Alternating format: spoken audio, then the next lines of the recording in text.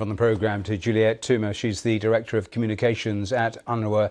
That's the UN Agency for Palestinian Refugees. Juliette, welcome here to the programme. I'll come to aid in a second, but just a word in terms of reaction, your conversations with your colleagues on the ground, because we've had 5 days or so of a really intensified military action from the Israelis. Give me an idea of what your colleagues are saying to you about it.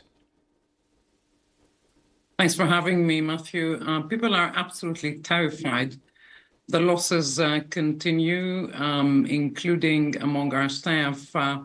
As of last night, the death toll among our staff has reached a devastating toll of 300, including several just over the past few days.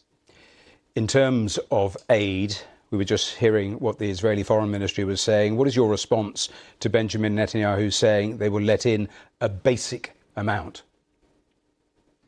People in Gaza have lost everything, you see, and they need everything. So it's beyond just the food, a couple of dozen trucks here and there. They need at minimum 500 or 600 trucks a day of medicine, of fuel, of food, of course, but also of vaccines for children, of hygiene supplies, everything, basic supplies that any human being anywhere in the world needs. And this is what we were able to bring in during the ceasefire at the beginning of this year, Matthew.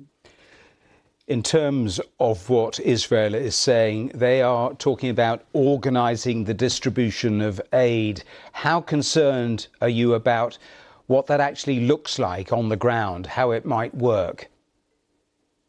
It's not about how we feel. It's not about, are we concerned or not? It's about being pragmatic. There is a system in place that is managed through UNRWA, the largest humanitarian organization working with other UN agencies. It's a big system. It reaches people in need. Why fix something if it's not broken? A final question, though, because we were listening to Keir Starmer and the Europeans talking a little earlier in the day. Keir Starmer described the situation on the ground as intolerable.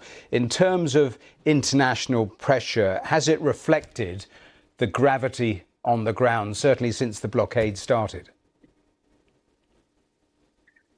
There has to be more than statements. I think it's we've gone past the stage where we're saying things, doing statements, ticking boxes. It's time for action. It's time for a ceasefire for the sake of people on the two sides who need respite, who need peace. It's time for a non-negotiable flow of basic supplies into the enclave. It's been 11 weeks of siege. Just in a sentence, do you think you are any closer to either of those things? I'm afraid not. Juliette Touma, there we have to leave it, but thanks for talking to us live here on BBC News. Thank you. One more story to squeeze in this hour, because the